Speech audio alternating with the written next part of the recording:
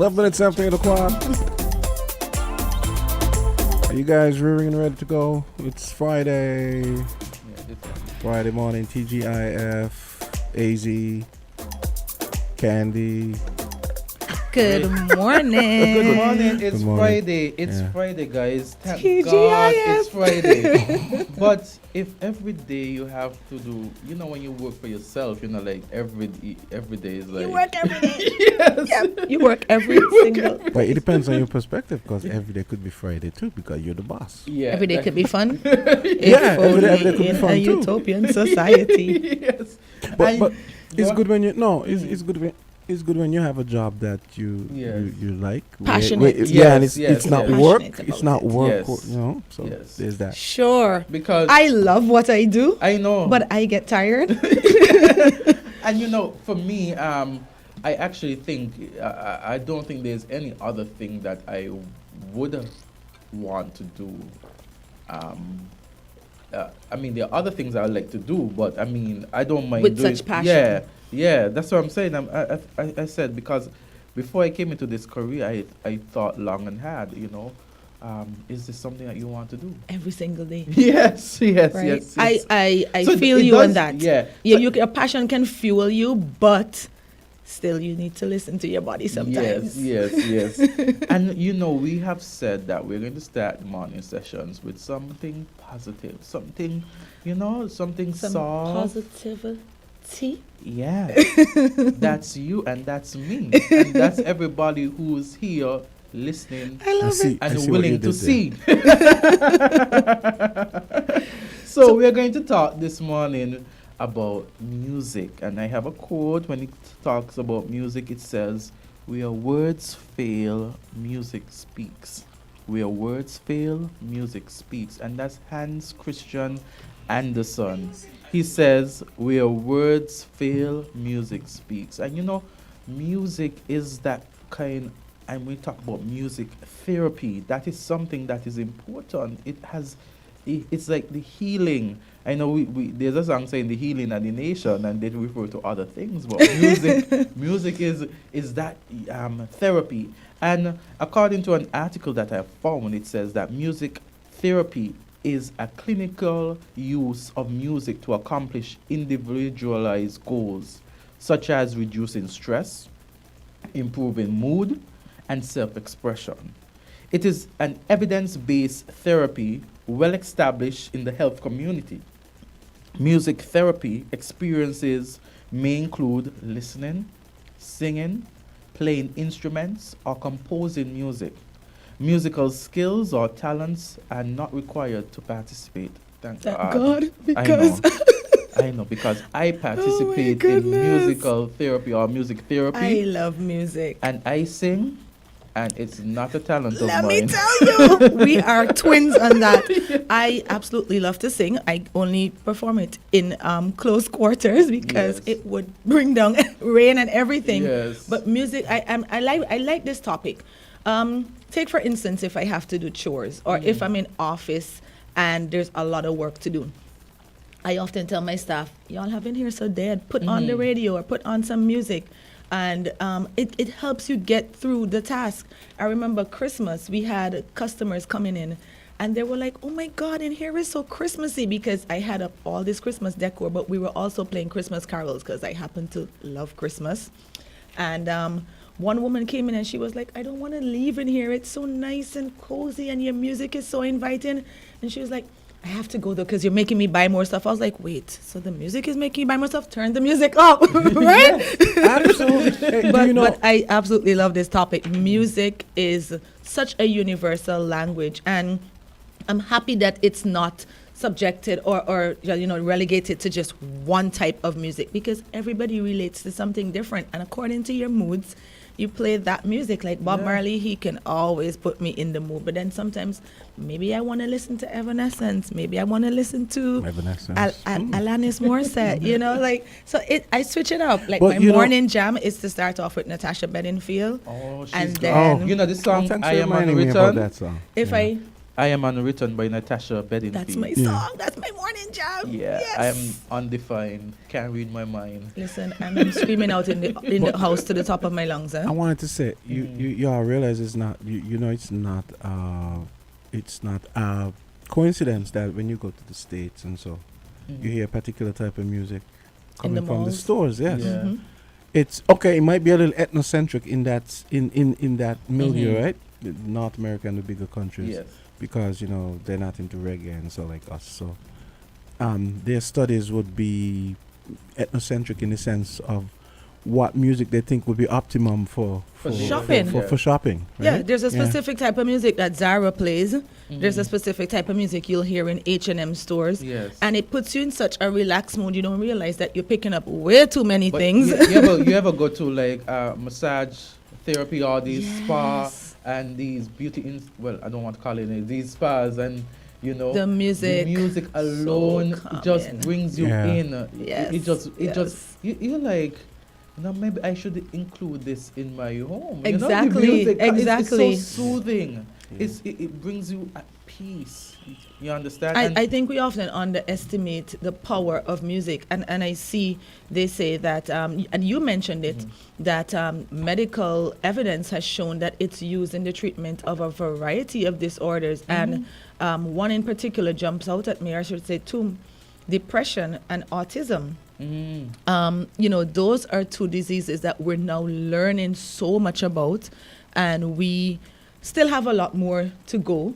And I think because we're not fully educated on it, sometimes we miss a lot of it until it's too late, Yeah. right? And And it says music can help. Music therapy may help you psychologically, emotionally, physically, spiritually, and socially. A short list of benefits include lowering blood pressure, improving memory, enhance communication and social skills through experiencing music with others, self-reflection, observing your thoughts and emotion, reducing muscle tension, self-regulation, developing healthy coping skills to manage your thoughts and emotion, increasing motivation, managing pain, increasing joy. Formal music therapy was defined and first used by the United States War Department in 1945. It helped the military service members recovering in the army hospitals with occupational therapy, education, recreation, and physical reconditioning. Mhm. Who knew? Yeah, But it makes perfect sense, right? it does. That you can take music and apply it to any situation and either rile people up Mhm. or calm them down. And as you said, you touch various disorders. You look at autism. Individuals on the spectrum learn best when there is familiarity, structure, predictability, and consistency. Individuals with Alzheimer's disease, music therapy may help with memory and stimulate your mind because of predictability, familiarity, and feelings of security. Persons in correctional settings, if you're incarcerated in a mental facility, halfway house, or group home, music therapy may help with problem solving, communication skills, relaxation, and decreasing impulsivity. Victims Wow. of trauma and crisis. If you experience trauma and crisis, you might have anxiety, stress, and pain. Music therapy can help with decreasing those three experiences, improving your mood, feeling confident and in control, and providing a non-verbal outlet for emotions.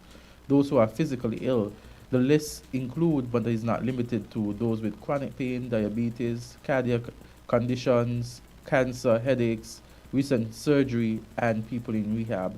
And of course, people with mental health disorder, persons with chronic pain, substance abusers. Music therapy may help you if you have a substance abuse disorder. Research has shown that it increases motivation and self-esteem, reduce muscle tension, decrease anxiety, improve self-awareness, and strengthen your coping skills. Wow. Mm-hmm. And two of the things that you touched there, well, I should say some of the things that you touched there, two of the things that jumped out at me and I wanted to highlight on was the autism. This morning I saw a clip on the news where states in the U.S. are now allowing people with autism to either put something on their license plate so that persons know that you have it, or something in your windscreen, and even on your license you can put autism. Now, you know, on your license here we have your blood type and all of that stuff, so that if there is an accident. But in the US, where persons get pulled over, and in some persons with autism, they are not verbal, they're non-verbal. Yes. So the police might think that you're being rude or you're just resisting arrest, when in fact you're non-verbal. So there's a debate going on there where you can put something on your license plate, on your license, and even in your window to indicate that you are an autistic person. Of course, they're naysayers, because then some people are like, well, why am I going to be treated differently? Is it going to be like a target? You know, I shouldn't do that. But for me, I think, you know, we have spots that are for handicapped persons.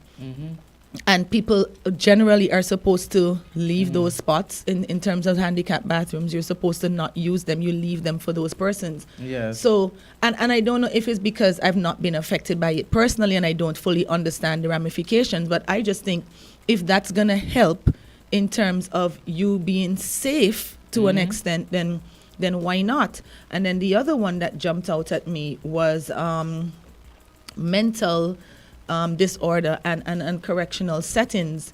And just before we came on air, we were all looking at a video with school violence again. And unfortunately, it is in Guyana again. Someone sent me a clip last night, and I've been so disturbed by this because I feel like I can see it from both sides. Granted, I don't know why the student attacked the teacher. Yes. You know, so the clip started off with the student attacking the teacher, and there were about 8 persons trying to hold him back, but he was so riled up, it was difficult for a good few minutes. And you see the teacher going to get like a piece of plank, a piece of board or something to defend herself. And then in the next clip, you see the teacher with a cutlass. Yeah. And she's in the schoolyard, and the student is running out of the school. Now, my concern is this rise in violence in school. I would love to find out where this trend is coming from, because it's like every week we're seeing this. In the US, you're seeing school shootings, and it's young persons. I think the youngest person we've had was a 6-year-old, but for the most part, it's been teenagers. This morning, one of the teenagers that actually shot kids in Michigan, his parents were charged. And I love that, because I still believe that to an extent, especially if you're a child, your parent is responsible for you. Children learn what they live. And in so saying, the parents of that child that I just described in the school in Guyana, his parents came to the school to meet with the teacher, to attack the teacher, to fight with the teacher. So it, you know, for me, it's like a complete circle now.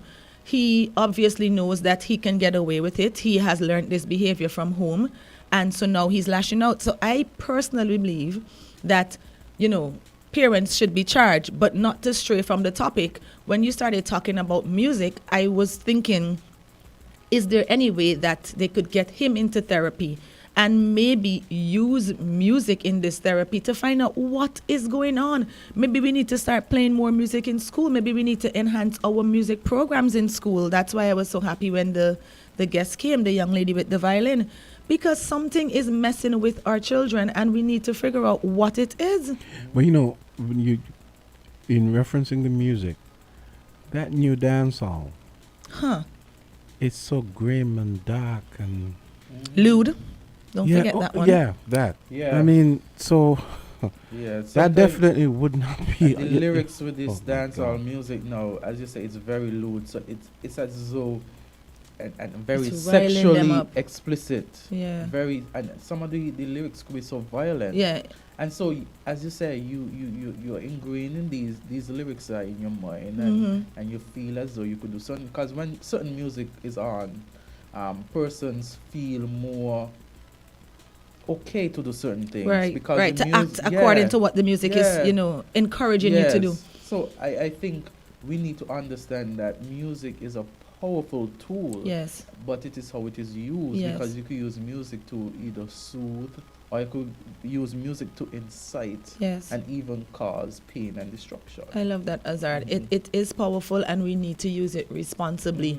I am actually very disturbed by this whole new trend, and I've been racking my brains because I taught for a while, right? I taught first, second, and third formers, English and geography back in the day. And I remember the school that I taught at, there was no corporal punishment or anything of that nature in the school. And so there were kids that would take advantage of it. You know, they'd be like, Miss Franklin, there's no licks in the school. Like, so like, you know, like when you pull them up and you say, okay, come see me, and you kind of get like a little rough with them. Miss Franklin, remember. I remember one student in particular, like he was wearing a tie, right? So I pulled him by the tie. He was like, Miss Franklin, they have no licks in this school. They don't beat in this school. I'm like, this is not considered licks. You know, but even then, and he's a grown man now. He doesn't pass me anywhere. Like my students will still see me on the streets and call me Miss Franklin. But even then, you know, you could still talk to children. You could still punish them, and it wouldn't come to blows. I don't understand what is happening here. And again, I think maybe, like I remember the example you gave of going to the spa where they were playing soothing music. Maybe we could try that. You know, when you enter schools in the morning, you have that playing over the PA system. You put them in a relaxed mood, and then you open their mind for learning, because something has to give. Yeah. That's an interesting idea. Something has to give. This is getting ridiculous. But I actually think that new dance hall has a lot to do with it. And I honestly. don't disagree, It's and just I very love bleak dancehall, but this music. new version of it is not 'cause it. It's not very it. bleak and Very graphic.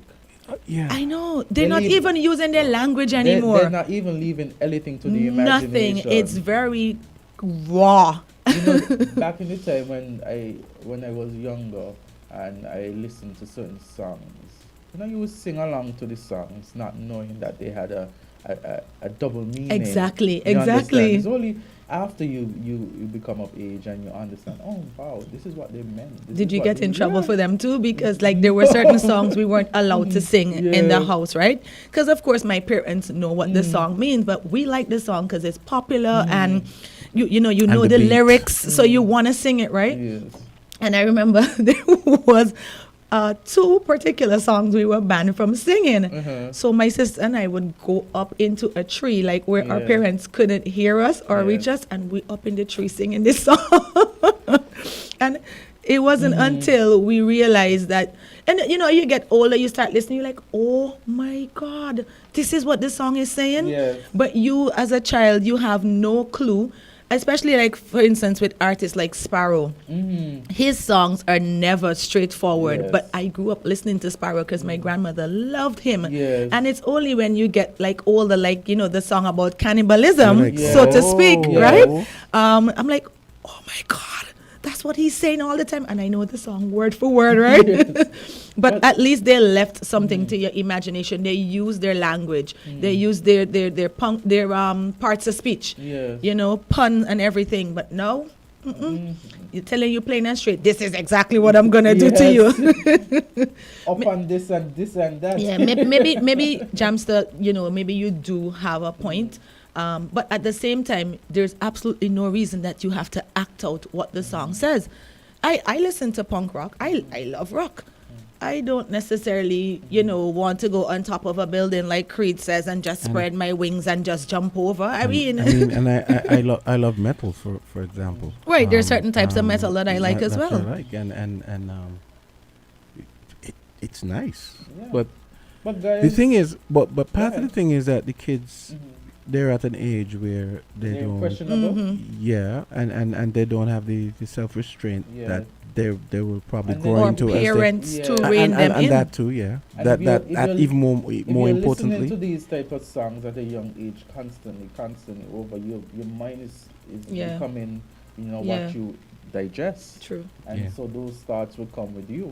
Because you know what's very strange. You may listen a song, or you may hear, let me say not listen, you may hear a song, but the song doesn't speak to you until you're placed in a position where you're like, oh, this is what this song is Right. saying. Or you can't move, so it's just playing there, and Yeah. you're forced to listen. You're like, Mhm. wait, huh?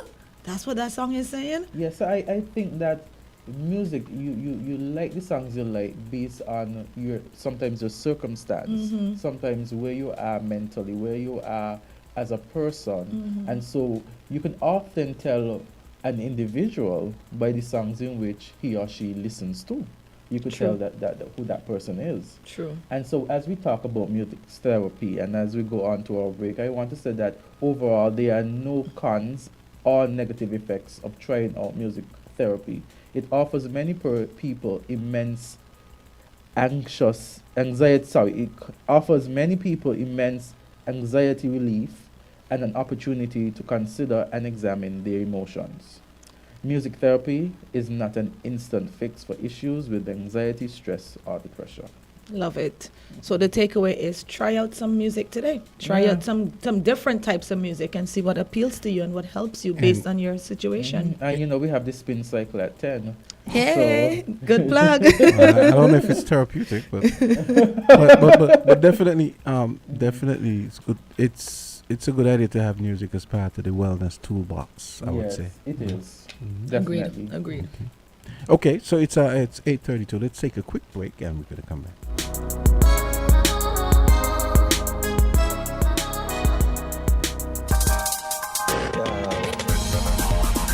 We're different. We're 98.9. 98.9. Win FM. The climate change crisis is already making millions of people sick and jeopardizing lives. But for us in the Caribbean, young people are among the most vulnerable. Our future is at risk. Taking action now can lead to huge health benefits. The I Deserve a Better Climate for My Health campaign will spotlight real issues from real young people in the Caribbean and give youths a platform to contribute to the solutions for climate change and health. You are not too young to inspire climate and health action. Black Sands Music Festival presents Knock Shore Night, featuring international dancehall sensation Candisie. And Def Jam recording artist Massacre. Live Saturday, April 8th at Sandy Point, St. Kitts. Get your tickets online now with Jadcash or contact 869-664-4179 for info. Black Sands Music Festival returns with Shensia No girl can't see me and cause problem. Them a man clown for me walk on and Massacre. Start it and them a run help you walk Plus on. live bands and local DJs. Knock Shore Night, Easter Saturday, April 8th, a Palm Nations tour event. Need some quick extra cash? Play Pick 4 with the Caribbean Lottery for a chance to win up to $40,000. Simply place your bet of $1, $2, $5, or $10. Choose your preferred draw time and play style, then select 4 numbers or play Quick Pick. Visit thecaribbeanlottery.com for more on how to play and to see daily draw results. If your numbers match the draw numbers, you are a winner. Get your Pick 4 tickets today at the Caribbean Lottery agents island-wide. Must be age 21 and over to play. If you need protection, you need one who you can trust to secure your investment. You need one who'll do you just. TDC Insurance, you're the one that you can trust. TDC Insurance, you're always safe with us. TDC Insurance is your go-to insurance company for all your insurance needs. We take pride in offering you the best solutions and ensuring our customers are fully satisfied. TDC Insurance, we take good care of you, guaranteeing you peace of mind. You're always safe with us. WINN is 98.9. 98.9 is Win FM. And we're back. It's 8:35 Island Tea Time. It's a Friday. Yes. And you know, before we go further, I am not sure if you guys know, but Ramadan has begun. So I wanted to say Ramadan Mubarak to all our Muslim brothers and sisters. Yes. And I'm looking forward to the snacks when the fast is over. Just putting that out there. Yes, we acknowledge our brothers and sisters who are acknowledging this period in time. Yeah, it's pretty intense. You know, in the Christian world, it's Lent. Yes. and they're doing, I think it's 40 days as well. Yeah. And the same thing for Ramadan. It's, You know it's 40 days. You know how similar many of these religions are, you know. Yeah, yeah. You know what I love to tell people though, that everybody has a different religion, but if you check it out, and I've done a little bit of research in it, they're all based on one common thread, love.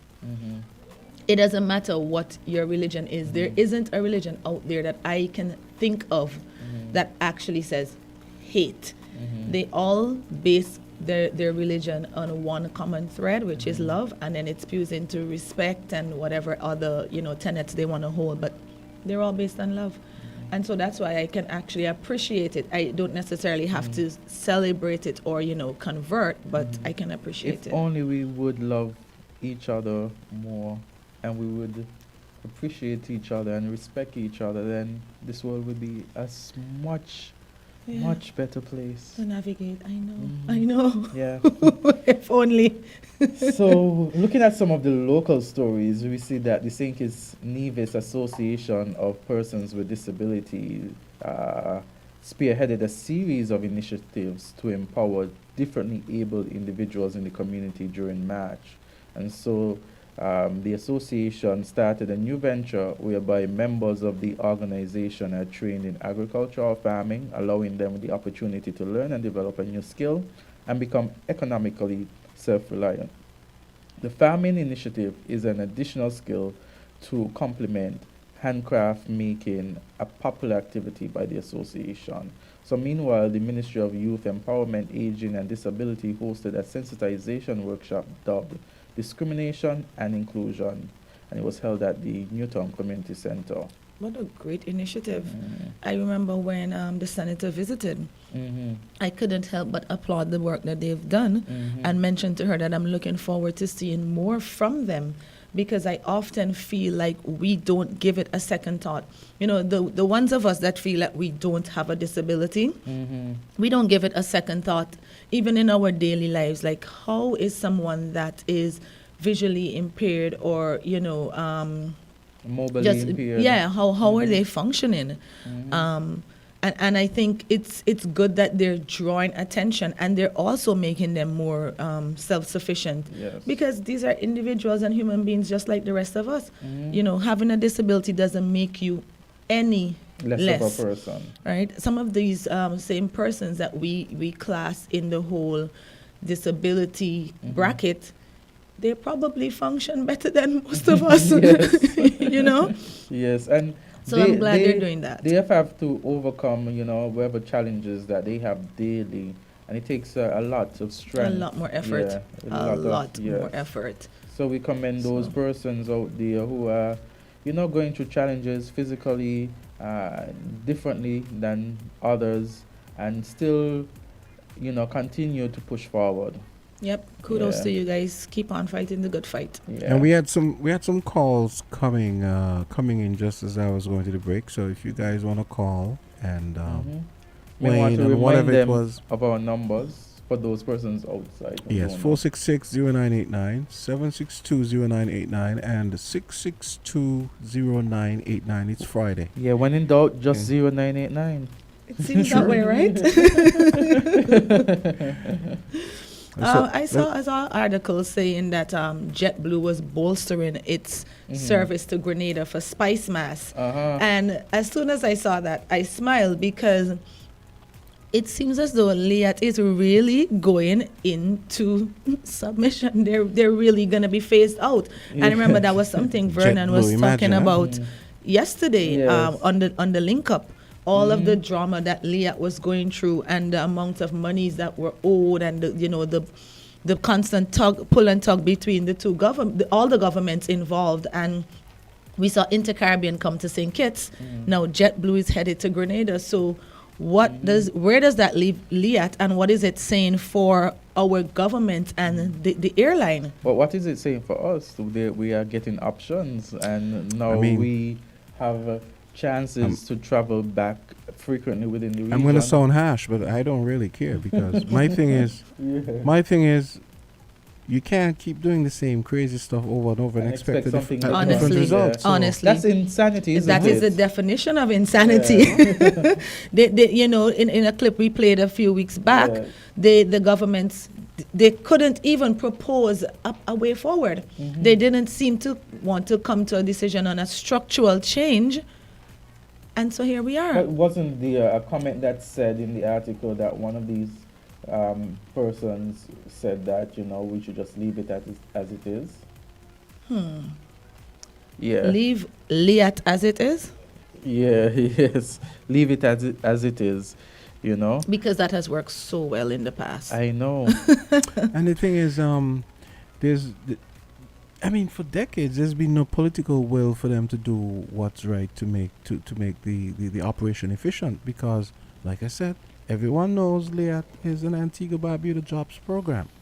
That's what it is. But I think yesterday when we were listening to some of the shareholding figures, Azard pointed out that Barbados had a bigger share than Antigua. Is it? Yeah. You But wouldn't then- believe that, right? Yeah, the way they carry on, right? Yeah, that's So that's guys, crazy yesterday to me. they had the Carib Wave Simulation Exercise 2023.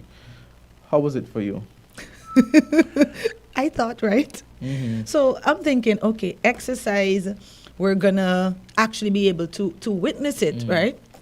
So we I think we were still at the studio when it began, and I'm checking my Digicel phone, I'm checking my Flow phone, I'm like, where's the message, guys? I'm gonna drown. Like, where's the message telling me to get to higher ground? Yes. You know, I didn't get the message until like 20 minutes into the exercise. I'm checking my phone now to see if I even received a I message. received At all. something. I think it was. I received something from Nima yesterday.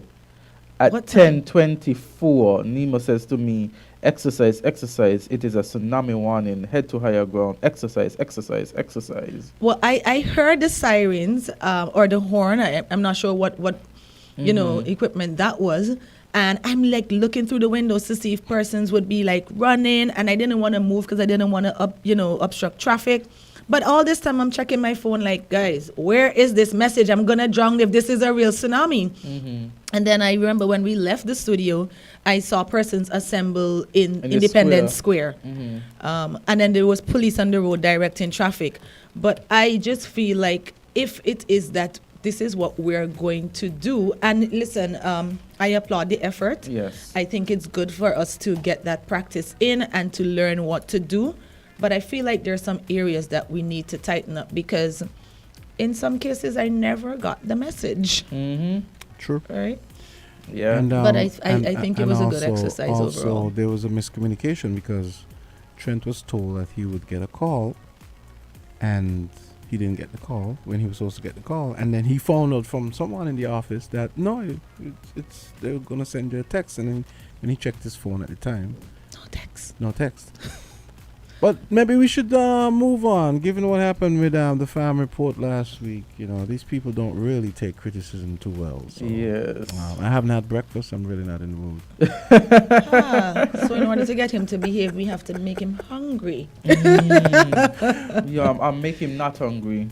I mean, You mean when he's So hungry, he doesn't? He'll just go quiet Oh, and he'll I get behave. you. Yeah. He'll behave. the way You have the number for his wife, right? The way- Make sure that she doesn't cook early breakfast Feed him in the morning. Yeah. the way our politicians behave sometimes, you think we live in some autocracy. I feel like Nima has been doing an awesome job, generally speaking. I was excited about the exercise. I was Yes. actually kind of waiting to see videos on how it went overall. But I am not sure if it was a delay because they were trying to send everybody these SMS Yeah. messages, or there was a miscommunication or whatever. But I personally was like, oh, it begun. Grab both of my phones. I'm like, all right, Digicel. All right, Yeah. Flo. Where's my tsunami message? yeah. Like, where's my warning? Yeah. I was prepared, to be fair. I remember thinking at one time, okay, it could be that the system is overloaded, because if you have to send these texts to all Right. these people, it's possible the system, and then the system still has to handle everything else that Right. it normally does. Regular. So I thought about that. But you know, that makes me think as well, because recently there has been a back and forth in the US to get rid of AM radio.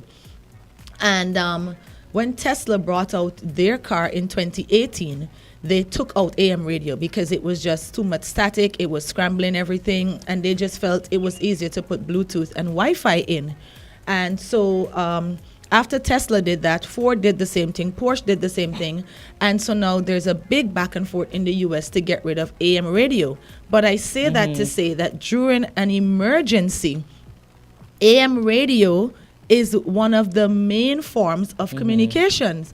So And they it reaches even further, too. exactly, they even said, like, you know, during Sandy and during Katrina and those type of hurricanes, it was AM radio that they used to get the message to everyone, and so that people had it was easier to tune into, and like you said, it gets further. So and I bring that point up to say they could have used AM radio to get the message across more effectively, You know, because it yeah. still exists here in St. Kitts. We Or still have FM AM too, radio. because we do have a, you know, we do I'm have here. a I'm here watching. we have a call. You Oh, guys wanna- go ahead. We have a call. call or go right ahead, Island T. Hey, morning, folks. Hey, Good morning. I think one of the measures NEMA or even the government should consider is installing some air raid sirens around the island. Yeah. In instances of emergency, hurricane True. and tsunami True. and them stuff, you Yeah. could sound the air raid siren, give people a quicker alert than the cell phone and Yeah, the that's- internet. Yeah, good idea. That's a Remember good the idea. use of the horn at the sugar factory, and Right. when the horn at the sugar factory, you could hear it almost throughout the whole of Bastille. Yeah. That's true. And they had Yeah, a you could horn play yesterday, something but in that area again, even close to the power station. I think they'll cover a good area of Bastille. Very I good think point. that's an That's excellent. an excellent point. Extremely Start good some air point. raid horn around the island. Yeah. Hopefully they're open to suggestions, or maybe someone is listening and can Yes. pass it on to them, because I love that, because they did have a horn yesterday, but how far could you hear that horn? Because we were in the studio, we heard the horn, Yeah. right? And for something of a national emergency, having those things distributed in the communities, Yeah. and they all played And at it once. gives persons further away more time to prepare, right? So I think that's an excellent point. It Yeah. is. A plus. And what I thought what he did well was he used the sugar factory horn as a reference, which was actually, that was excellent, because that one horn up there, up at Kitstad, you could hear that as far as maybe camps, maybe further. Wow. So if you did something like that for, let's say, that might get as far as camps, maybe you put the next one at camps and the next one, you know. But that's an excellent point. Yeah. But they might want to bring recriminations when we say these things. You guys saw as this. though You guys saw this. As- You guys saw this message that was on person's snaps when it came to the tsunami. So it's just a light moment. So Nima sends out this thing saying, you know, exercise, go on higher ground. And there's a response saying, I can't, I'm at work. Oh my goodness. So Good grief. I didn't see that. I didn't see that. And I saw more than one person posted, and I'm like, leave it. I Petitions feel are like something my else, you know? WhatsApp status is boring now, because It's like- I it's didn't like, see that. Hey, I'm just gonna have to drown. I'm at work. Oh my goodness. I can't go anywhere. I'm at work. I'm at work. Where you want me to run and go? I said, petitions are so creative. You know, these memes and these snaps, and they come instantly. Where you want me to go? I'm at work. But generally speaking, I like the fact that they did that exercise. Hopefully we never have to implement anything that we learned yesterday. Yes. You know, heaven forbid, but it's always good to know.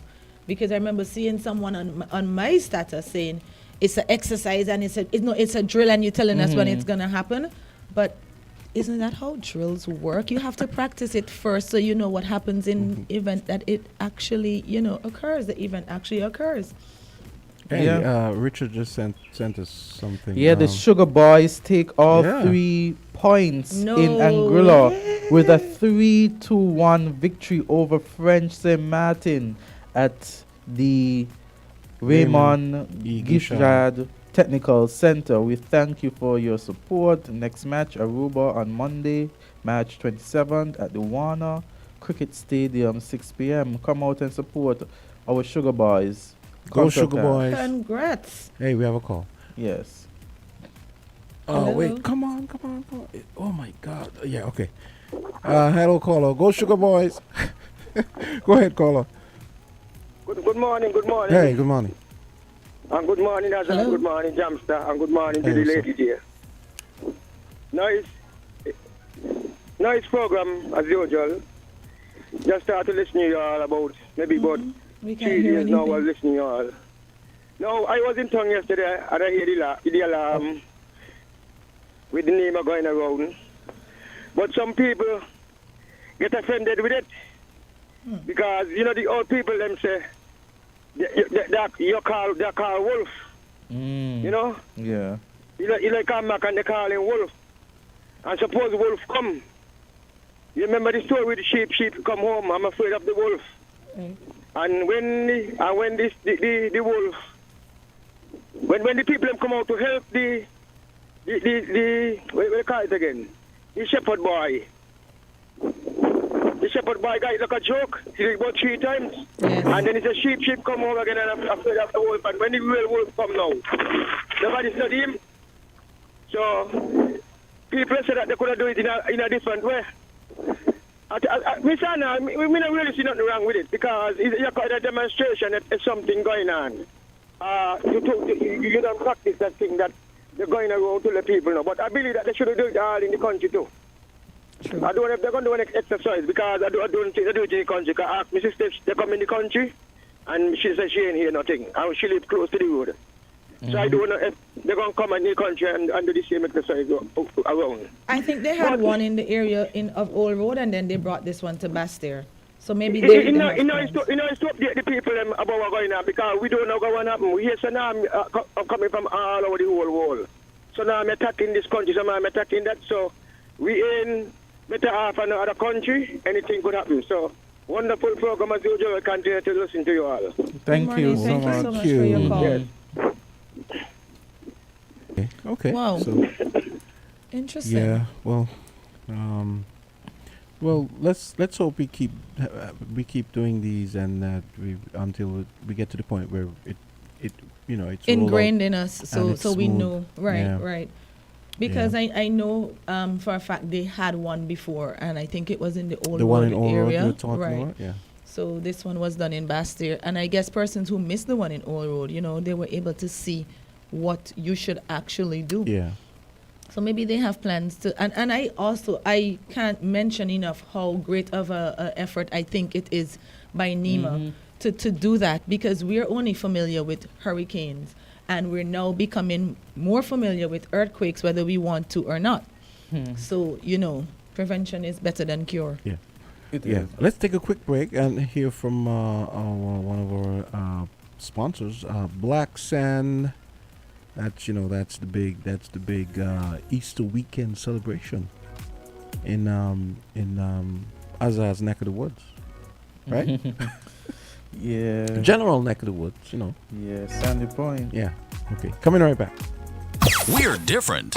We're 98.9. 98.9. Win FM. Black Sands Music Festival presents Knockshore Night, featuring international dancehall sensation Candisie. And Def Jam recording artist Massacre. Live Saturday, April 8th at Sandy Point, St. Kitts. Get your tickets online now with Jadcash or contact 869-664-4179 for info. Black Sands Music Festival returns with Shansia. No girl can't see me and cause problem. Them a man clowns and me walk and Massacre. Start it and them a run help you walk. Plus live bands and local DJs. Knockshore Night, Easter Saturday, April 8th. A Palm Nations tour event.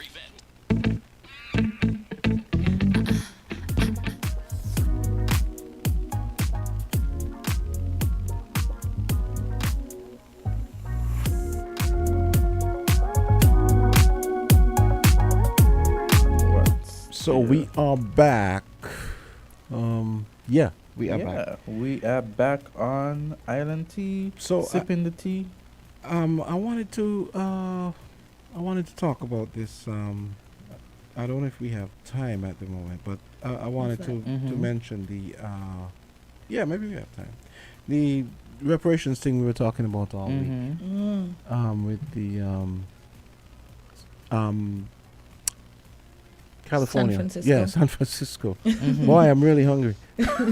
So, I don't know if folks have been following the news, and you may know that California is pretty much the mecca of progressivism in the United States. It's where a lot of pretty let's say progressive, forward-looking legislation happens, and governance practices, and so on. Well, they are actually rolling out a reparations program. So I have a 2-minute clip here I'm going to play, and then we're going to discuss. They had consultations where they came up with 111 recommendations. But let's listen to this, and then we can discuss and maybe take your calls as well. Another big story tonight, how to handle reparations. Well, that of course comes with many opinions and disagreements, and there is one proposal from San Francisco city leaders right now that would include a $5 million payment to every eligible black adult in the city. Crown 4's Justine Waldman joins us live in the newsroom tonight with more on if this is actually going to happen. Justine. Well, Grant, that $5 million payment is getting the most attention, but the report documented more than 100 recommendations, and these include the elimination of personal debt and tax burdens, guaranteed annual incomes of at least $97,000 for 250 years, and homes in San Francisco for just $1 a family. Some of the draft ideas for eligibility include being 18 or older and identifying as black or African American. Eligible people would also need to meet 2 of 8 other criteria, including having been born in the city between 1940 and 1996, living in the city for at least 13 years, being displaced from the city by urban renewal, or having attended the city's public schools before they were fully desegregated. Now, all of this, just ideas. Supervisors are still figuring out how to pay for all this and what will work best for the city and its people. My job is to look at all 111 recommendations and make sure that we come up with a plan that's going to address the inequities that exist for the black community here in San Francisco, that addresses, of course, the wealth gaps and that exist for us here in San Francisco. And that's what I'll continue to focus on, looking at all of them and coming up with the best solutions for black people. So a final report from the city-appointed reparations committee is due in June, and then the board is not set to meet again about this issue until September. But Grant, I just learned that Supervisor Walton will be introducing a $50 million budget supplemental for an Office of Reparations. That's going to be happening tomorrow at the Board of Supervisors meeting, and that money is for reparations work, all with the goal of creating this reparations office in the city. Coming up tonight during Crown 4 News at 6 o'clock, you'll hear from the NAACP here in San Francisco about what they think about this timetable, about things not even moving along until the summer or possibly the fall. That's coming up tonight at 6.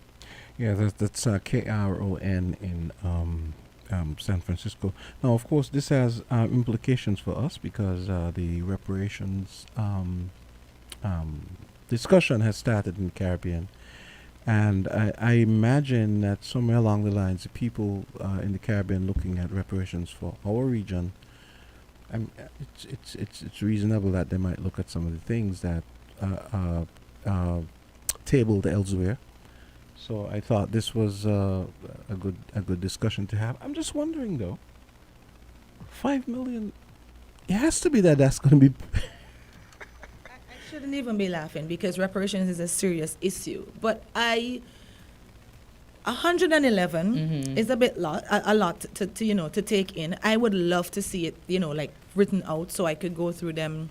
I just sent it individually actually, the draft. But you guys are lawyers. You guys can look at that over the weekend. Are some of these things realistic? $5 million to every black person.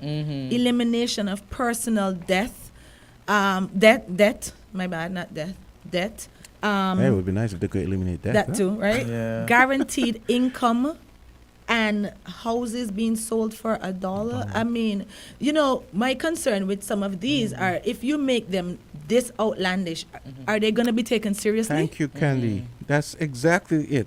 You watch Bill Maher? I do.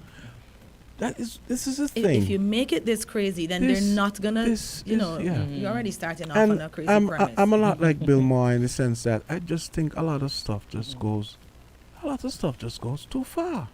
I mean, I'm not saying no one, please, listeners, I'm not saying I'm against reparations, but really, $5 million, 97,000, and on top of that, $97,000. I mean, I'm not saying none of that is good, but it's a little over the top, honestly.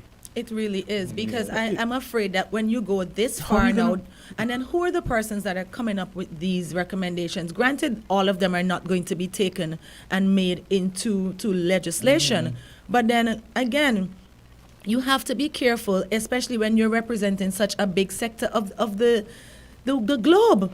Because we're all pushing for reparations, but if you go this far, then what does it say for our side of it? What happens when we now come forward with our recommendations from our side of the globe? People are like, oh my God, these and their madness again, So we really need to be careful. We should probably send this to Carla so she can look at it, because it would be nice to hear her perspective, and it would be nice to hear how they would what's the word? How they would adapt, because obviously there are going to be things in there like, oh, that's kind of cool. Maybe we could try that here, But I just think a lot of it is over the top, and I really hope nobody thinks I'm saying I'm totally not against reparations. No, we're all for it, because it's something that's needed, and it's something that we're hoping is going to be catching globally. But at the same time, you have to be careful with what you're putting out there, for fear that people are going to dismiss you because it's too outlandish. I think one of the things they could have started with is free education. Yeah. I mean, I'm not, you see, and this is why, like, I'm always talking about government. I wish governments, when they're talking about pie in the sky stuff, they'll tell us how it's going to be paid for. So my thing is, rather than just giving away money, how about, okay, I got into Stanford or whatever. Okay, pay for my full Stanford ride. Right. I don't necessarily want the handouts. I'm not saying you can't. Maybe you could give me $20,000, help me buy an old car, so I could get to college. That type of thing. Who's gonna complain, right? Yeah, but $5 million. I mean, come on. Yeah, it's a little bit out there. Let's take a call. Caller, go right ahead. Good morning. Good Good morning. The quest for reparations, at least that amount, may seem outlandish, but I view this in terms of another case that has gotten less attention, I guess, because less people are involved. But ideally, it's the same. But actually, it's the same principle. I'm talking about the case at the CCJ for BICO and CLECO investors, right? Where basically they accepted that the case can go forward because Trinidad essentially looked at their own little corner and neglected the investors region-wide. Okay? And so maybe what San Francisco is doing here is pretty much the same thing, right? I am going to take care of my little corner, and, well, the others do the same however they could. Okay? In other words, it's not so much about race, it's more about the locality. In the case of of what happened with BICO, it's not about the fact that there were so many investors region-wide, okay? It was about the Trinidad investors. And similarly here, it's not about the race generally, it's about taking care of our own in San Francisco, right? And so I don't know that, I don't think really they expect to get what they want in terms of, like they said, it was just a suggestion. But the usual thing No, is it's beyond that suggestion, actually. It's what? It's beyond suggestion. They're actually planning to do some of these things, but I suspect that it's going to get tied up in court, just like with Biden's plan to forgive these student loans, which is tied up in court at the moment. Americans have this odd hang-up about people getting stuff where other people, I shouldn't be paying for that, or I shouldn't be paying for this. Right. It's You very think strange. it's odd? Isn't No, that in the fair? I sense, mean, why should- no, in the sense that, take for example, universal health care. If you have you take, say, Scandinavia. These countries are like 11 million, 3 million, 4 million. They have efficient universal health care system. Everybody pays into the system. You go to the hospital, end of story. You get treatment as everybody pays into it. Right. But Americans are like, why am I paying for this person to get health care? And No, I think they're selectively so, because Americans don't mind paying for a lot of tickets. I mean, they know their chances of winning are slim, but they'll do it anyway because there is a chance that they win. And I would. But what I mean is, you have a country of 330 million people. Wouldn't your healthcare system be even much more, let's say, much more robust if you spread the payment for this universal healthcare system across 330 million people? If countries with 30 million people and 4 million people can do it so efficiently, what I never understood. No. The fact that they're just 4 million people mean that they have an advantage in terms of efficiency, right? Because remember, 300 plus million people in what is essentially a capitalist society. And you know what capitalism does. If you got money, you can pay for it, okay? And you don't, and therefore, one of the things people always say is that the U.S. Medical system is the best. Sure, it is the best if you can afford it, right? So there are two distinctly different outlooks here. Yeah, but the point I was making was, I wanted to make the point that I figure that this reparations thing is just going to get tied up in court because a lot of people are going to be like, we shouldn't be giving 5 million because I'm not responsible for slavery and I'm not responsible for stuff that people. Yeah, but at least the process has started. Yeah, and at some point, it's going to be interesting to see the what's going to be the outcome. The only thing that I think we have to guard against, suppose eventually the settlement is for, every black person in San Francisco get $1. And that ends the reparation debate, when in fact that is highly unfair. So I don't know how you get to a solution of what would eventually be fair, because there are a lot of people who have passed already who didn't get anything. Okay, and I think it's probably more beneficial, more beneficial to keep this idea of reparations alive, because it shows it exposed an injustice that happened in the past. Okay. Which we never want to be repeated. Agreed. Okay. If we bring closure to this by what we call in inverted commas a settlement, I am not so sure we might be better off. Okay. Okay. Okay. Well, what I'm gonna do is I sent it to you guys, so I'm just gonna look over it, and I guess over the course of the coming weeks we could look at some of the recommendations. But he made some good points though, James. Of course. Because he made me think. Now, let's say San Francisco is thinking in the way they thought about in the case that he referenced, the Biko case. What happens then? So every man for himself. And when I come with these ideas now, I kind of, because they're so outlandish and because there's so many and we didn't really sit and think about what it means for the movement as a whole, I'm just thinking, let me deal with what's happening in my corner of the world. What does it mean for our movement?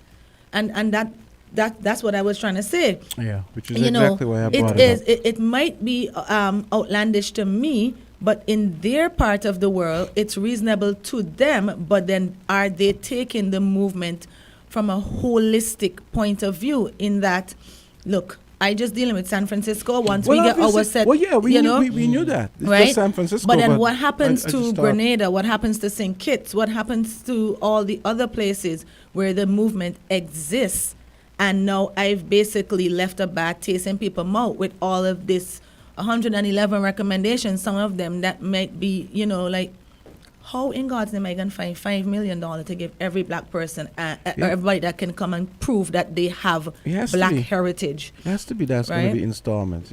So it can't be they any other need way. to find a way where they can work together, maybe. So we have a caller. Hi, good morning. Hi, good morning.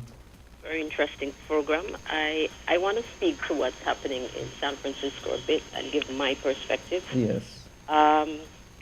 A lot of these communities, because it didn't say the whole of California, it's a particular area. Now, they're looking for perhaps the areas that were redlined. I don't know if you guys understand the concept of redlining. Yeah, we do.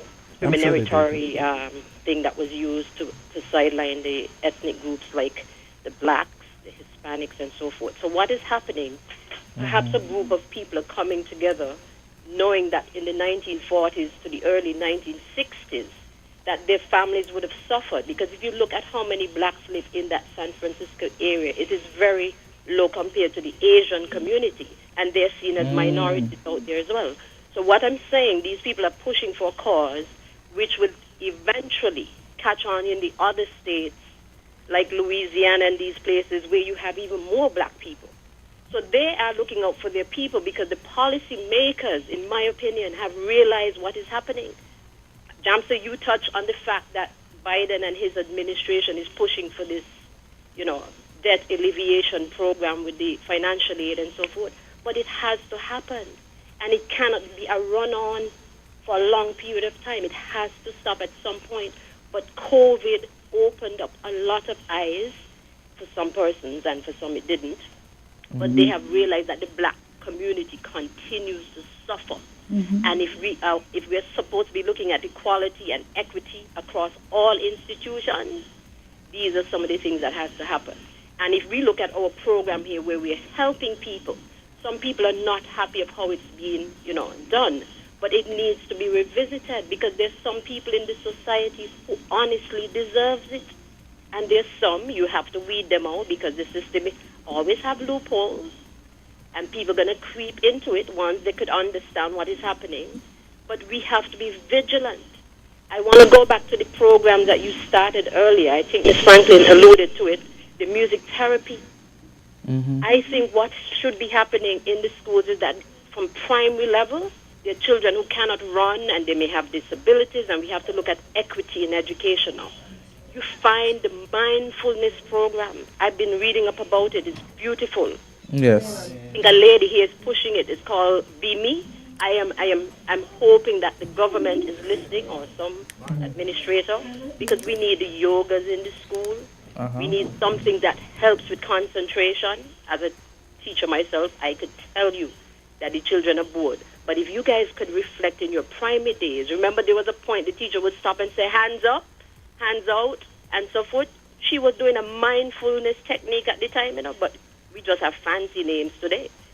But we have been practicing them. It's just that we need to focus more on them and actually educate the populace, teachers, parents, and students alike, why these things are important. Because when they're doing them first, they're going to be spying and say, teacher, why are we closing our eyes? And then you're saying to repeat these kind of affirmations, and they're laughing because they would not understand. But as they get older and in their own personal lives, they would understand the importance of tuning into their own bodies. And that is what I wanted to plug this morning. Have a great day. Hey, you too. Great. Okay, we're going to take a quick break, and we're going to come back with a guest. We'll introduce the guest right after this. It's 9:15. Do you want to improve the quality of your water? Is buying bottled water costing you a fortune? Say no to bottled water and yes to Tap Water Caribbean and Espo Water Solutions. We offer eco-friendly filtration products such as our Ultra Filter or our Bottle Pro for at home or on the go. Fill up anywhere. We also have a Shower Pro designed to protect and give you healthy skin. Visit us today at tapwatercaribbean.com or on Facebook and Instagram. Let's drink clean, pure, healthy water together. Remember, go green, save money, and save our planet.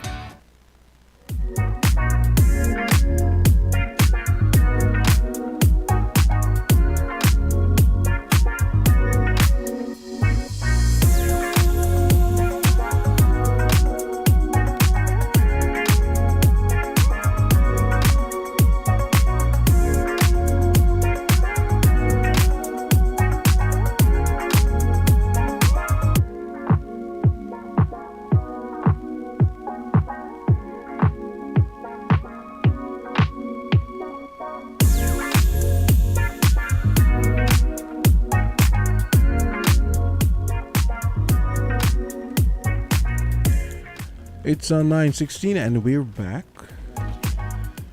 And it's all about the TDC track and field. This is a big event coming up. I always get mixed up with these events. I know.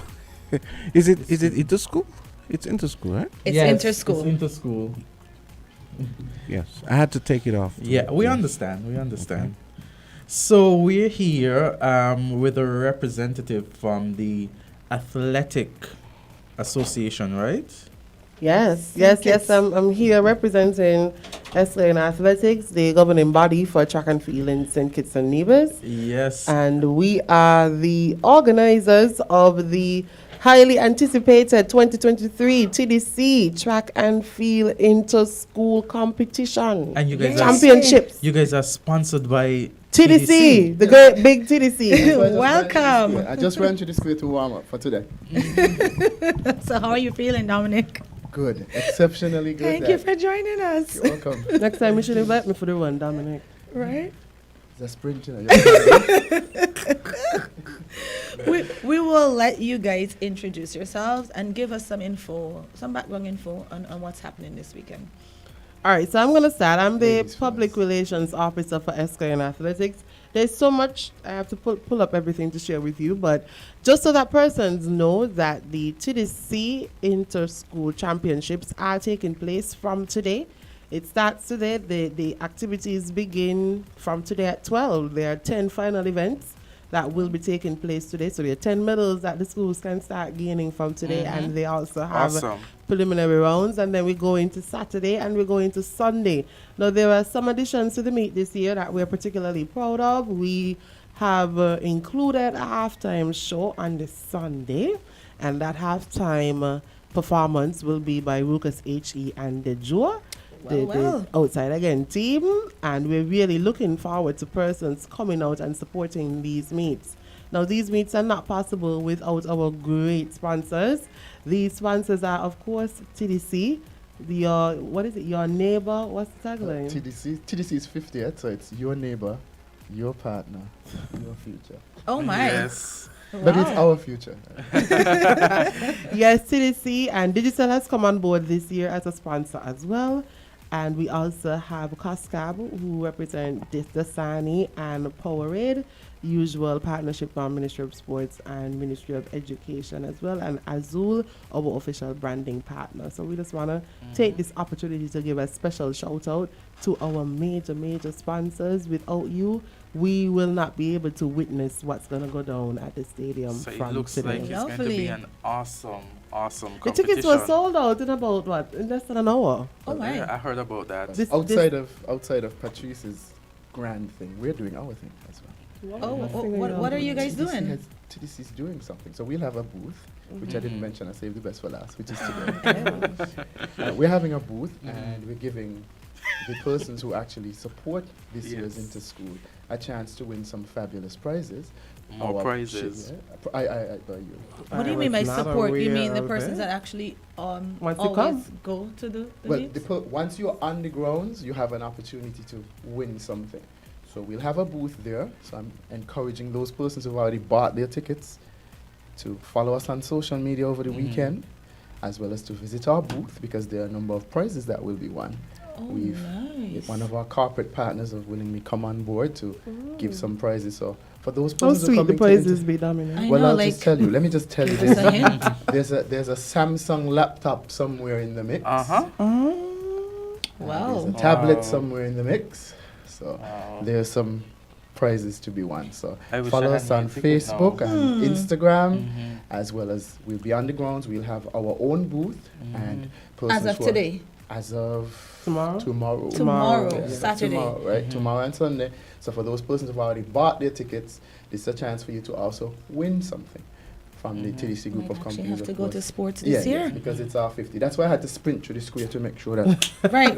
But I heard it works. And the tickets sold out? For whatever that does remain, they are available at Digicel, and we did send over to City Drugstore Nevis. That is correct, are there any there still? There are a few left. Yes. Okay. Can't I pay at the gate and come in? I think that you can, You could, yeah. but once they're sold out, because the stands have We capacity. have a capacity, yeah. So that's why we're selling tickets. But definitely for the grounds, there are no tickets. You can just pay and come in.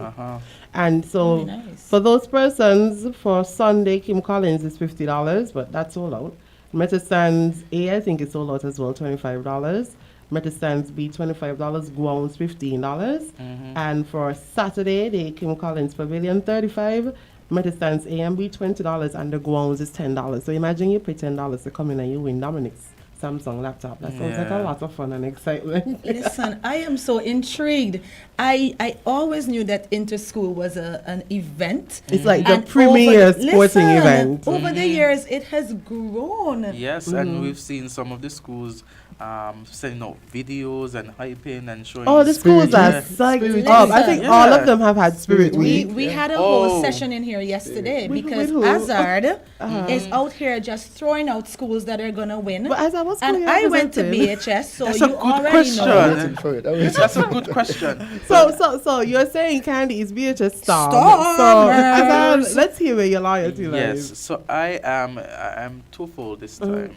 I am Washi Wildcats, and of course, being from the Old Road area, I am also supporting the VHS. Right star in the way. The VHS Hawks, Hawks, Washi Wildcats, But the BHS I think the Storm. competition. I think objectively, we have to look out for the Nevis. Charles E. Nevis. Mills School No, I think and Charlestown. Nevis as Charlestown. well. Listen, I think the competition is going to be the between both of trophy them. is either going on a boat or a bus. That's what we said. It's either going on a boat or a bus, Good and everyone leaves the stadium on a bus. So it's going on But a boat or a bus. I love the Spirit Week. I think that's an excellent idea to get the people buzzing, and you never know, it might inspire some of the athletes to go beyond what they And that's what we normally want. We want accomplish. top performances. Yes. Unfortunately, we've already selected our Carifta team because the deadline has passed for that. But we want top performances. We want our athletes to come out and do well. It's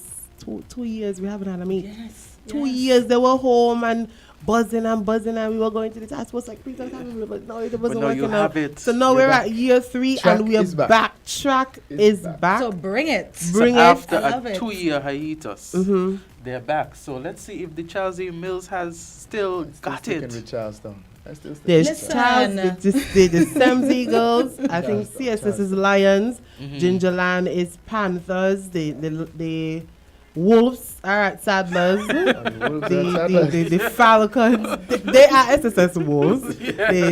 I make sure I have to learn these. So the Falcons are Keon High School, the VHS Hawks, Washies the Wildcats, BHS Star. For the first time this year, we have Sky Academy as well. Sky Academy, they are the Sky Academy Rockets. Yes. We have, I can't remember what the ICCS, their name is, but we have them. Trust, and all of the schools, AVEC is on board, CFBC as well. Oh, wow. So I saw a post saying that, the Charlestown Secondary School is going to have 6 farmers participate as well. Wow. Okay, so I don't even know where to go with that. Sip some tea. You're on island tea. That's some hot tea, right? Sip some tea. Well, I have not seen that post. I have not seen I saw that. the post. I have not seen that. I'll just leave it at that. Oh. Listen, I love the energy you guys brought in here. I love the whole Spirit Week. And I am actually very intrigued. And for me, I haven't been to one of these meets ever. I'm actually going to be doing some decor for you guys. So now that is encouraging me to go to the meet. Oh, and our VIPs is celebrity hit list. Yes. Awesome. So for persons who might not be able to go to the sports for whatever reason, is there a link? Is there online streaming? At this point in time, we are not going to stream the event. We want you to come to the stadium. Right. This is also a fundraising event for our Carifta team because that's how we get to send our team, and our team is going to Bahamas this year. And it's about some 22 athletes plus officials that we have to get to Bahamas. So we are using this as a fundraising opportunity. So come. Yes. Bring your $10, your $15 and come. It's really to support the athletes, cheer them on, and get them to give their best performance. Don't just stay home and no. come out. Agreed. And there's gonna be like a cheerleading section. No, so cheerleading was removed years ago, and it's now a part of the Giant Mark competition that's held earlier in the year. So it's strictly track and field, and it's very Bassett High School competitive. Who won that competition again? I think they did. Bassett High School. I think they did, yes. So we want you to come and support. I like the hinted because I think last year high. So Charles E. Mills won I think they won the Giant Malt.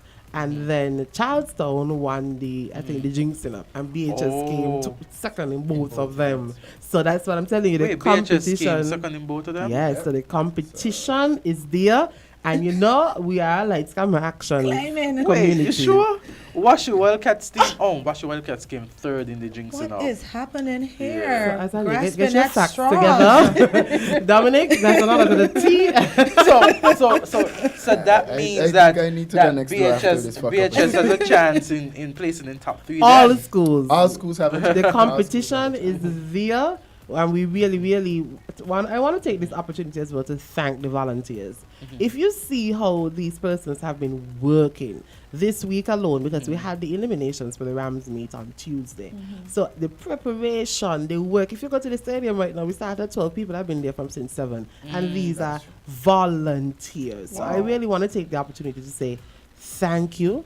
Track and field is really a labor of love, doing everything that's involved in pulling off these marquee events. It's really a labor of love. So we want to say thank you for the work that you put in, all of the coaches, all of the teachers, because, the schools, I think a lot of them camp at hotels and different places. So, one teacher responsible for breakfast. Wow.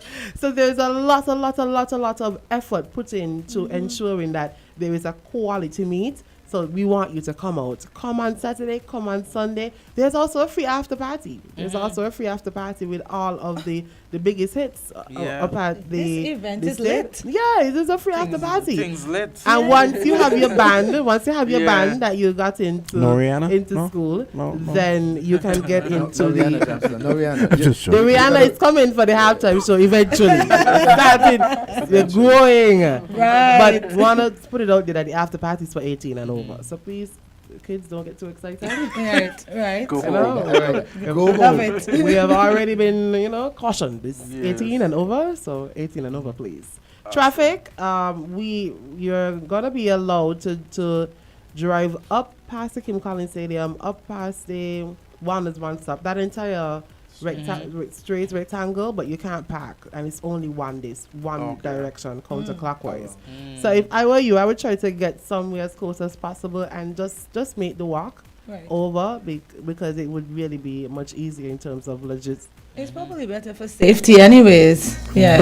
Yeah. So thank you for pointing that out, because I was already wondering how in God's name are we gonna get up there and parking? Yes. Right? Because we don't allow parking inside. A lot of persons have been asking. We don't allow, because Dominic has a nice, sexy setup up there. TDC. I don't want him to come. I'm looking for the Dominic setup. It's TDC. And it's going to be branded, so they can't miss it, right? right? We're going to go all 50. As a matter of fact, I was there last night with the volunteers. Yes. We were there last night, and we've already started putting in our colors and so on. So you can't miss it. You can't miss it. Wow. Oh, my. The team is there finishing up. So I'm going to pass across there today. Come today to see what's I going kind of on. feel like that's a competition now for me, because you're like... you got to be in it to win it. There's no competition there. Just make sure you participate. I'm about to kill that VIP booth with decor. Like, Just got to be in it, Candy. Just participate in the competition to win the prize. Yeah. Listen, that's the most interesting part for me, because Lord knows I can't do any track. So how many events actually, Patrice? Could you remind us? A lot. But today, the 10 finals. 10 today. But we have some relays happening today. We have the 4x1 prelims. That's to show you how many persons signed up. Oh, wow. Yeah, so that's we awesome. have the prelims for the 4x1s and so forth today. So come. Relays are always interesting. Yes. I love the relays. Thank you guys so much for popping in and thank you for having us. We'll be back. We'll be back probably in the very, very near future to talk about our Carifta team. Yes, and we'd like to have you, if you could even discuss, the aftermath of the competition. Oh, definitely. Yes, that would be good. You might be a little heartbroken by You the probably aftermath. will be, but hey, Well, at least we know we could walk some Kleenex. It was actually, Patrice, it was interesting to me, just before we go, it was interesting to me to realize that our Carifta team is actually bigger than Antigua's. 21 versus 16. It's 16 or 15, he said. 22, I think he said 16, yeah. Yeah, 16. We definitely use the Carifta as a development opportunity for our athletes, and there's also a focus this year to have relay teams as well. So that's what would kind of expand the size of the team. So, but when I come back and I come with the experts, they can answer those specific questions. My job is to just make us look pretty, but I'll bring the technical experts. Okay, cool, guys. Thank you so much for coming in today. Yes, let's get in on the track. Yes. And of course, big up to TDC for sponsoring, for being a perennial sponsor of This is our 45th year. Oh, Dominic Wow. has finally announced how many years? 45. Because Dominic keeps the secret, because I think it's a question he's going to be giving away prizes for. So he doesn't ever say. He always says, we've been people are making notes. Guys, that was the hint. Listening to Island Tea. 45, hint, 45. Okay, we have 45. One the kittens out the back. we have way too much fun here. Thank Okay. you, guys. Thank you so much for coming in. Great, and sharing guys. with Thanks. us Awesome. today. We're going to take a little break. Okay, and we have Fireproof coming up next. Apparently, today's topic is a day in the life of a fireman. So, we'll stay tuned. Some people really want to know about that. From the South, 99.9.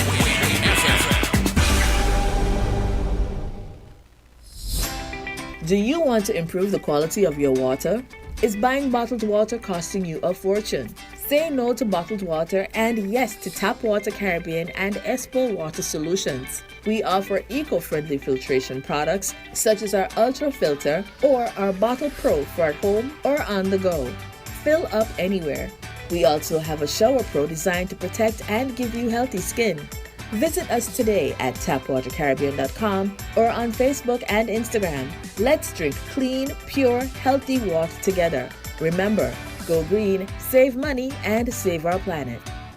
Hey kids, drink healthy. Reduce sugar chubby with the same great taste. Lots of magic fruity flavors, drink the more healthy way. It tastes so yummy, chubby, chubby, chubby. 25% less sugar chubby. Be active, be healthy, drink lots of chubby. Kicking, football, playing cricket, having fun in the sun. It's chubby. Reduced sugar chubby keeps you cool and refreshed. It tastes so yummy, chubby, chubby, chubby. 25% less sugar chubby. Jumping rope, running races, have fun. It tastes so yummy, chubby. Drink the more healthy way. Rams is for you and me. Giving back to community. Rams is for you and me. Better for your family. Better service, better price, better value, better choice. Rewarding you for loyalty. Rams is for you and me. Better price and quality.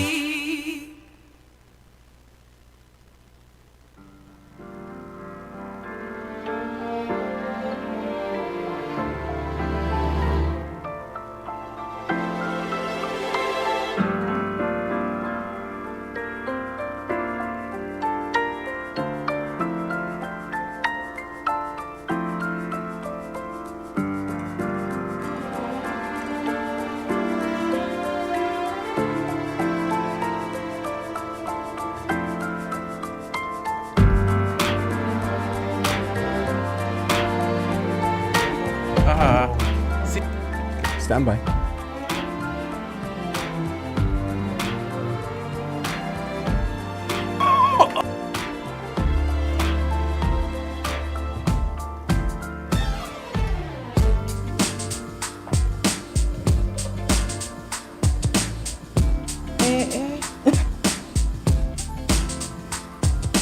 Okay, guys.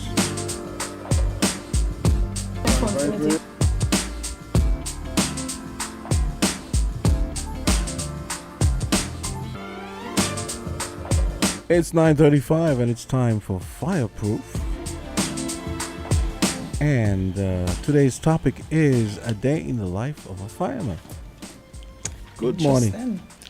Hi, good Good morning to morning. everyone. And welcome. Good morning. Good morning. Can you guys introduce yourselves for our listening audience and viewing Yes. They want to know who you my are. My name is Fire Substation Officer Timothy Martin from the St. Kitts and Nevis Fire and Rescue Services. And this is Yolanda Weeks. I'm a journalist here at WINNFM, Yes. but today I'm seated as a guest on Island Tea. It's my inaugural Island Tea. Yes. Well, look experience. at that. Welcome. Welcome you to Island Should have Tea. known that. We could have brought you some tea. Yes. We have the mugs. You know, there's a tea station upstairs. No way. Yeah, Yes, so she I just already had her tea. tea. We're I stealing had hot that. chocolate. Yeah. We're stealing that. Welcome, guys. Thank you so Yes. much for joining us. Thank so you for having us, the yeah. topic is pretty interesting, and I think everybody wants to know. So take it away. What is it to be? What is it like to be a fireman? Tell us what a day in your life looks like. All right, so I'm quite excited about the topic in itself. Now, we at the Fire and Rescue Services, we had an opportunity to have someone from the media to actually come out and see what we're all about. Persons, they see the fire truck passing back and forth. They have their assumptions as to maybe what we do within the station walls. But we actually had someone be able to come out and experience what it is like to be a firefighter. And this was done in a day. And that person was in the person of Miss Yolanda Weeks. And I would let her share her experience as to what it felt like to be a So firefighter. she actually went there as a observer or participant. She did. I was a participant and Oh an my. observer. So tell us. All right, so it was May last year, I think, that I moved to the West to live, and I realized that there was a lot of bushfires occurring. Well, to the neighbors, my neighbors, it wasn't strange, right? It wasn't uncommon, but for me, it was uncommon. Yes. Right? That was the first time I saw a series of wildland fires, or what we call bushfires, in an area in St. Kitts or Nevis. So, because I was so intrigued, I decided I'll reach out to then acting fire chief and ask him to have somewhat of an interview with me to talk about it, why, and all the likes. Yes. And he said, I'll put you on to somebody. And he put me on to Mr. Martin. We had a wonderful interview right here at WIN, Yes. exclusively, that is. And afterwards he said, he toyed with the idea that maybe I should come to the fire station and get a first-hand experience. And I don't know if it was coincidence or not, but prior to that, we had a discussion in the office where I was sharing with them that probably I should start a series, A Day in the Life of. So it was a perfect opportunity to start with A Day in the Life of a firefighter. I love this backstory. Love it. Yes. Brilliant. Yes. So tell us. It was amazing. Like when you're a preschooler, a young primary schooler, you're all excited when you hear sirens or you see the fire truck or you see a fireman. I went right back to being a preschooler. Oh my. I went back to being a child, right? I was happy to go in the fire truck, to be at the fire station, to be around the firefighters. It was an amazing experience, probably one of the most amazing experiences I've ever had. Wow. So let me just chime in here. No, sorry. No, we don't get fires on a regular basis. Yes. So I prompted her, when you come to the fire station, maybe you could walk with some work that you could do so long, because you don't know if you would get any calls. Yes. So she sat down and she bought a laptop and she started to do some work. Yes. After taking a look at the facilities, it just so happened that some time passed and she was like, nothing is happening. I Yes. said, okay, you might get something. Have those days. And then it happened. Wow. Yes, we got our fire call, and that was to go to the Keon area. So.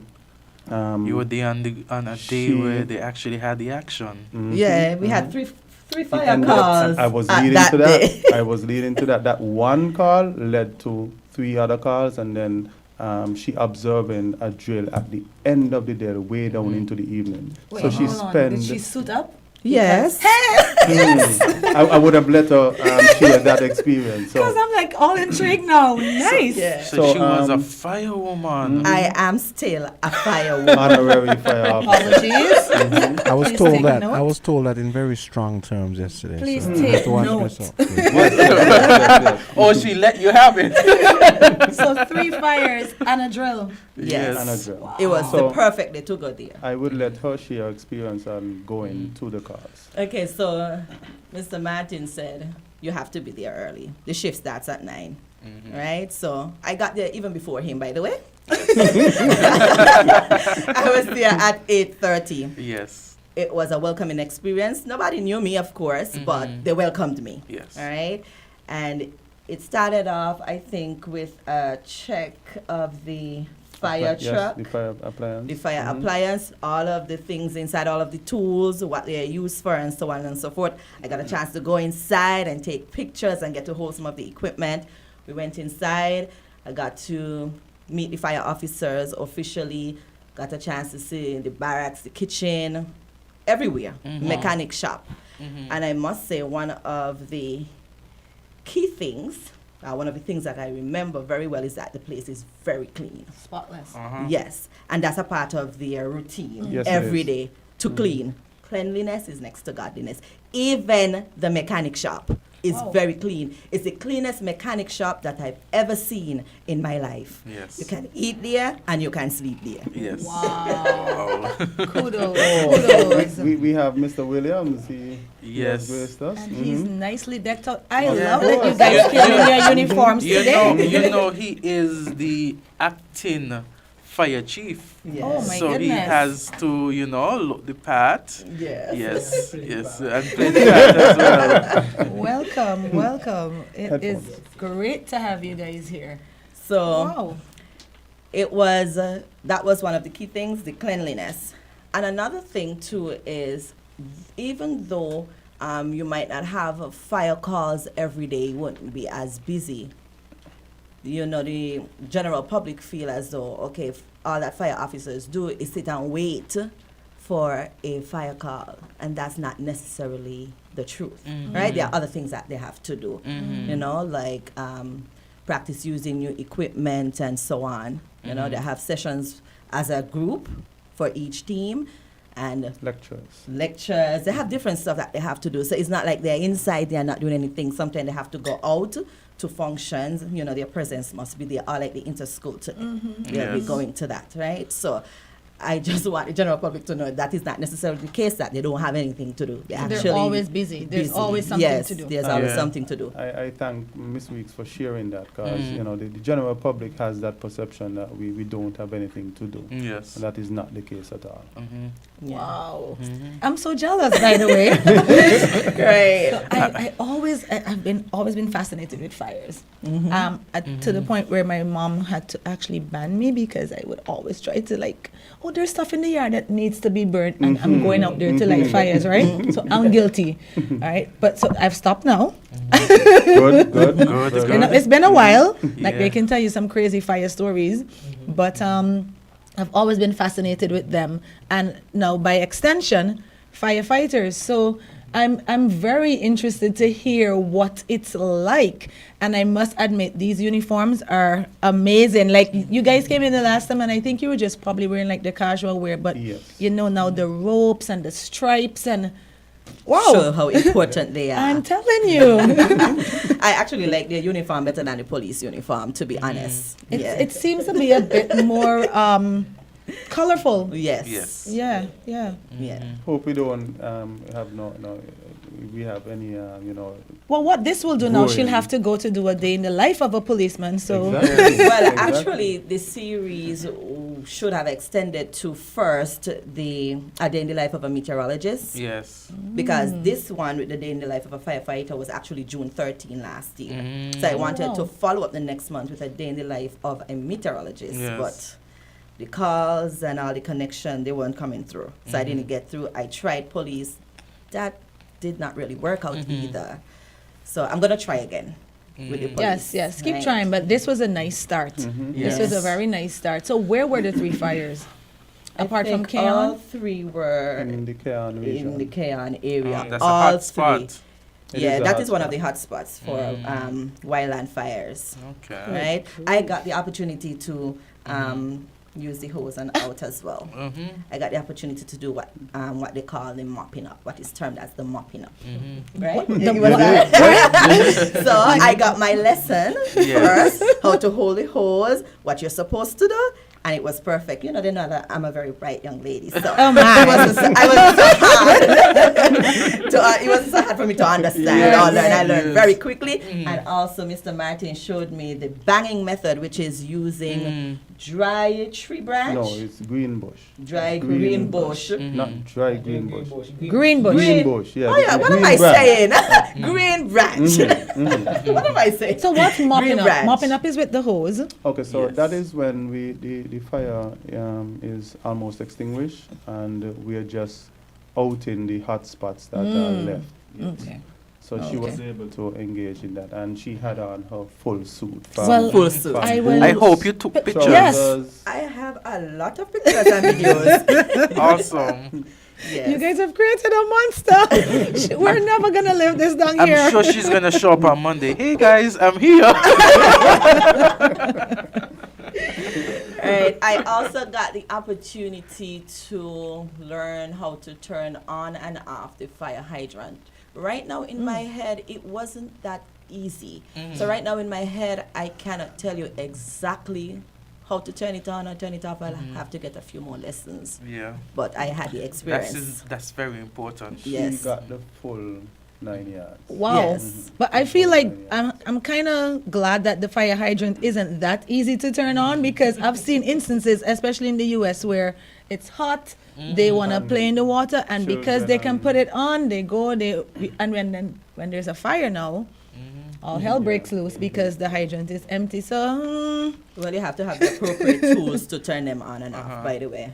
And to me, it looks like it's a skill. nice. Right? But you know, Skill? do we have, because I'm trying to think now, I don't really see a lot of fire hydrants here. So they're demarcated, of course, but just the fire service knows where they are. They are what we call below grade. Turn them on. Our fire hydrants are what we consider to be below grade. They're below the street level. Ah. So they're not the pedestrian type like in the US. Right, right. They are same level as the street. They're normally painted yellow, bright yellow. So wherever you see a bright yellow square on the ground, that's a fire I've hydrant. seen those. Oh. So you have to take them at the cover off, and the hydrant is under that cover. The children would not go to that. Right. Plus, after that, you need tools to turn the hydrant on, so they wouldn't go to that. Perfect. We do have some pedestrian type over at Christoph Harbour on their properties. They install the pedestrian type for I guess easier access, so we don't have to go and remove things from the ground, and it also saves time because there's no dirt or debris inside the hole to clean. Yeah. You just go, you make your connection, and you turn on. So there are some pros and cons to having either type. Right. In the city, because of how some of the water mains run, sometimes run across street, most of them run in the street. So if you were to put a pedestrian type, you would end up in the street.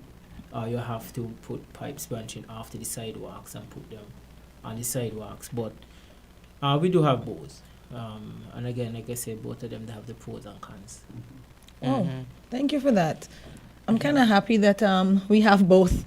I still believe that it should be left to the pros. So I like the fact that they're below street level. Yes. I have a question I always want. No one has ever. What's the tower in the fire headquarters for? Oh, well, This is the first time he's meeting firemen, guys. Well, originally, I'll say the original, and I don't know if Mr. Williams had anything to add. Originally, the tower was designed to drain hoses or to dry them. Back in the day, they were predominantly using canvas hose. Today, we use more of the rubber type hose. So, in order to preserve the hose, the canvas hose, after a while, if they stay wet, they get mildew, and then you know what mildew can cause. So they would hang them, pull them up to the top, and let them drain and dry. That was the purpose of the, and also a lookout as well. You know, you have some stairs that they could go up and see a far distance off. Don't know if you have anything to add. Yeah, well, that's basically the original use. But since then we have, because we moved from the canvas to the rubberized hose, we don't need that drying system anymore. So what we use it for now is to train. Use it for training purposes. Right now we are making some other modifications to it to allow us to do rappelling training. So that's what it is being used for now. From outside, you could see that Digicel is also using it as a cell tower. So, oh really? So it's a multi-purpose tower. How often does training occur, and what does training involve? Running up the stairs? Unfortunately, that tower you can't run up any stairs. They are ladders, metal ladders, because the dimensions of the tower was never designed for that type of training. It was only designed for as a lookout and draining holes. As a matter of fact, there were no floors in the tower all the way to the top. It was just the roof all the way down to the ground.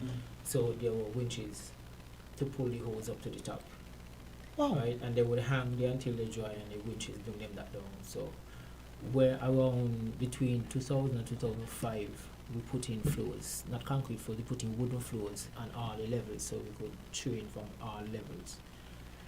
So it was not, like I said, it was never intended for training. Right. But we would have made some adjustments so we could use it for training. The training we're talking about is not a what should I say? It's not like a full-scale training like you have a bunch of guys. It's like daily training. Every day, whatever shift is working, we train. So that's something we want to do on a regular basis to keep our skills intact for when we need it. So that's what we are intending to do now. Wow. This training sounds intense. By the way, Jamstar, if you had asked me that question, I would have been able to answer. Oh, just letting you know. Sure. Honorary fire lady here. I have a question. How many women are part of your force? Okay, to give you an exact count, no. I would have to. I don't want to do that. So estimate about how much? 30 something. 40 something. Not so much. I have a figure in a document. I did a documentary after A Day in the Life of a Firefighter. I did a documentary, and I have the figure. I have figures. But an estimate, like be about in the 20s. 20s, yeah. Not bad. Not bad. Yeah, and the numbers. The female applicants.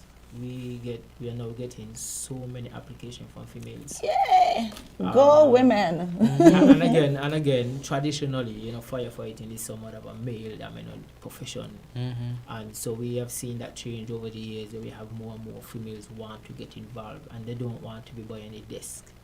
They want to be on the trucks. They want to be in front, holding the brand. Exhibit A. And that's one of the things. And driving trucks. Wow. So we do have female who drive trucks. That truck is huge, and I'm assuming heavy. Yeah, wow. And you see the females handle that truck with like a toy. I mean, I don't really want to say, anything you can do, we can do better, but, That's one of the things I noticed as well when I went. Well, I had a little extension to A Day in the Life of a Firefighter. I was able to go to the Christoph Harbour fire, the one with the multi-million-dollar home. Right. Yes. I went to that, and I realized that women are really powerful. Because to me, we are. Women did a lot of work. The women did a lot of work there. But I would say what stood out to me that day is seeing a whole team effort. Yes. You know how probably all the firefighters in St. Kitts Yes. were there. Mm. All the Lovely. stations, they were there trying to control that fire, right? So there you saw, basically, I got a good synopsis of how they will operate for a structural fire, because initially it was just bushfires to me, but I got that somewhat structural fire experience. And how long ago that was? The Christopher Harbour home. Oh, that was sometime last year. Can't remember. Yes, the I exact remember seeing the dates. videos. Right, I did a story on that too. And to be honest, if I was to rate my article from 1 to 10, my top 10 articles, that Christopher Harbour fire article would be number one. Wow. Would be number one because I learned so much at the fire department. I was able to use the information that I got from them and still the information that I got from the owner of the home to compile the article. And to me, that's probably one I of the remember best seeing the articles I've ever videos. written. Yeah, I was pretty impressed with the teamwork and the team effort that you guys put in on that particular call. Like, we could actually see, you know, oftentimes you don't really get to see it firsthand. You just know there's a fire, you hear the truck blazing down the road, you get out the way, they go, they deal with it. But that was, you know, circulating, and I was very impressed. I think I even commented on one of the videos that was going around. So kudos to you guys. Please keep up the good work. Appreciate it. Yes. Wow. Thank you so much. Seems the training is working, Fire Chief. Next time, by next week, she might say she done with Win FM. She's a fire woman now. Well, she is Yeah. actually, she's an honorary. Yeah. You see? So the And that is what the acting fire chief says. Listen, she's gonna save this clip now. So she don't have to go through an interview process again. Listen, I've already done this. Right? I'm already trained. I could do it with a little bit more training, but for now I can do a little thing. This leads me to a quick question. You guys have a small volunteer corps, like people who come and help, maybe for no pay when. I remember someone, because my actual full disclosure, my uncle Mr. Ford used to be the fire chief. So I remember him telling me that they had back in the 90s or something, that they had a small volunteer corps. You guys still do that? We did have a corps. Some of these volunteers, of course, they were older guys. Yeah. And of course now okay. they are much older guys. Okay. And so the volunteer, well, for the St. Kitts end, it is not as active as it should be. And that is something that we will look to revive and see if we get, some of the younger guys on board. Whatever necessary, to encourage them to get on board. That's something we definitely will look into. Our staffing is relatively small, so the volunteer system would definitely be a booster. Okay. And so we will explore that avenue and see, how best we could move on that. Okay. Good. Jam, so there's a spot open for you. Of course. I guess I have a pedigree. Were you gonna say, Timothy? I was gonna say, what I realized is that back then the firefighting was more of a community-based event as well, where the members of the public would come out and assist the fire department. Now we are encouraging persons to still have that enthusiasm about their community. So wherever you see the need to come out and assist the fire department, please do so. We would find something for you to do on a scene. Just indicate that, hey, you are here and you want to help, and we would do that. Rather than coming and just wanting to do your own thing. Yes. You have to come and let us know, hey, I want to help. Is there something that I could do? And we will try to fit you in somewhere. Awesome. Lovely. Yes. And there's a call out there for more volunteers. Yes. Lovely. Thank you so much. Yes, and we had a wonderful edition. I want to say to everyone, enjoy your weekend. There's so many things happening this weekend and so many interests for you. I want to say that only a fool looks forward to tomorrow while still holding on to yesterday. Interesting. Well said. Yeah. It seems as though Win FM has firefighters and philosophers. Everything. Right? Thank you guys for visiting us today. It was quite an interesting visit. All three fire personnel, thank you so much. Thank you so much. I don't think you're going to get rid of this one. And if you guys have some time this weekend, you can go out to the track and field meet, and you will probably see some of the firefighters We there. will be working there. Yes. The 3 firefighters will be working there. I stand corrected. I gotta say, this episode was fire. Yes. It was No fire. pun intended. Nobody Thank you so much for joining us today. And have a great weekend, Awesome. everyone. Yes. Thank you.